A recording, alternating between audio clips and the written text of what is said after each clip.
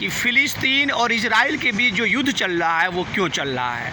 तो आज मैं ये बताना चाहता हूँ कि फ़िलिस्तीन और इजराइल आपस में लगभग 100 वर्ष से लड़ रहे हैं। इस लड़ाई का कारण क्या है और ये लड़ाई क्यों हो रही है और ये कब तक जारी रहेगी। आज जो हमास और इजराइल के बीच जो गाज़ा पट्टी और इजराइल में जो लड़ाई चल रहा है, सैकड़ों लोग मारे गए हैं, हज़ारों घायल हैं और ये संभावना मानवता का विनाश हो रहा है, इसके जड़ में वजह क्या है। तो जो प्रमुख कारण है वो अब मैं प्रथम विश्व युद्ध में चलता हूँ। प्रथम विश्व युद्ध में ओटोमन साम्राज्य का खात्मा हो गया था और ओटोमन साम्राज्य ख़त्म हो जाने के बाद जो फ़िलिस्तीन था उसका नियंत्रण इंग्लैंड के हाथों में आ गया। और समस्या क्या थी कि फ़िलिस्तीन में उस समय 2 धर्म के मानने वाले लोग बड़ी संख्या में रहते थे, एक अरब मुस्लिम और दूसरा यहूदी। यहूदियों ने अपने लिए अलग देश की चाह रखी, जबकि फ़िलिस्तीन एक ही देश था। उस समय इजराइल नाम के किसी देश का जन्म नहीं हुआ था, उत्पत्ति नहीं हुई थी। पुनः क्या हुआ, अंग्रेज़ों ने यहूदियों को फ़िलिस्तीन में बसाना शुरू किया। दुनिया भर से यहूदियों को वहाँ भेजा जाने लगा। जब हिटलर का उदय हुआ तो जो हिस्ट्री पढ़े हैं, जो जानते हैं, उनको पता है कि नाज़ीवादी जो थे हिटलर की जो विचारधारा थी यहूदियों के प्रति बहुत ही क्रूर थी, जिसके कारण अधिकांश यहूदी वहाँ से जर्मनी से भाग करके शरण ले लिए फ़िलिस्तीन में। और फ़िलिस्तीन में जब फाइनली डिसीजन हुआ तो इंग्लैंड के लोगों ने ये डिसाइड किया कि चलो भाई, इस फ़िलिस्तीन को हम धर्म के आधार पर 2 भागों में बांटते हैं। यहूदियों को हिस्सा दे दिया गया इजराइल और जो अरब मुस्लिम थे उनको दे दिया गया फ़िलिस्तीन, जिसका फ़िलिस्तीनियों ने विरोध किया। विरोध का कारण था कि वो फ़िलिस्तीन तो उनका देश था, एक देश था जो अब एक तरह से किसी को दिया जा रहा था, उसमें से काट करके एक टुकड़ा।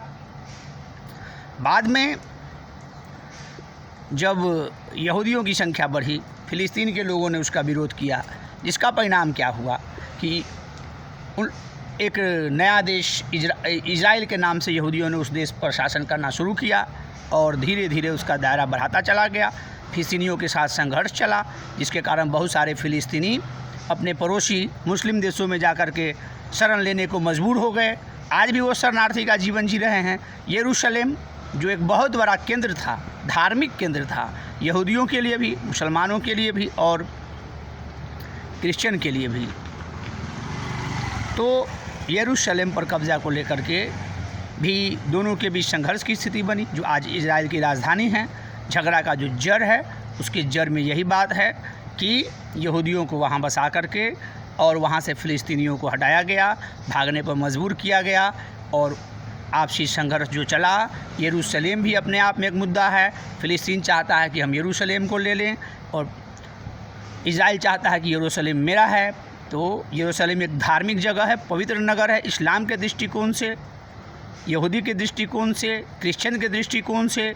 तो ओवरऑल झगड़े की जो जड़ है, जड़ में यही बात है कि किस प्रकार एक नए राष्ट्र की उत्पत्ति किया गया। संयुक्त राष्ट्र ने इजराइल को मान्यता दे दिया, भारत सरकार और भी देशों ने फ़िलिस्तीन को मान्यता दे रखा है एक स्वतंत्र देश के रूप में, लेकिन अमेरिका, इंग्लैंड, ऑस्ट्रेलिया जैसे जो देश है, पश्चिमी देश, उसने अभी तक फ़िलिस्तीन को एक राष्ट्र के रूप में मान्यता नहीं दिया है। जबकि फ़िलिस्तीन का सीमा आज बहुत छोटा हो चुका है, गाज़ा पट्टी और उसके आसपास के कुछ क्षेत्रों में सिमट करके रह गया है।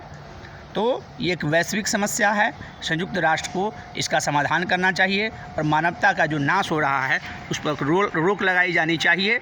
हर जो ह्यूमनिस्ट है, ह्यूमन एक्टिविस्ट है, जो मानवता के संरक्षण करने वाले लोग, संरक्षक है, जो जाति, धर्म और क्षेत्र से ऊपर उठ करके मानवता के लिए काम करते हैं, उन्हें आगे आना होगा और संयुक्त राष्ट्र संघ को इस पर एक उचित और सही डिसीजन लेना होगा और इस झगड़ा को, इस लड़ाई को किसी प्रकार शांत कराया जाना चाहिए। युद्ध से किसी का विजय नहीं होता, युद्ध में केवल मानवता की नाश होता है। धन्यवाद। Have a nice day.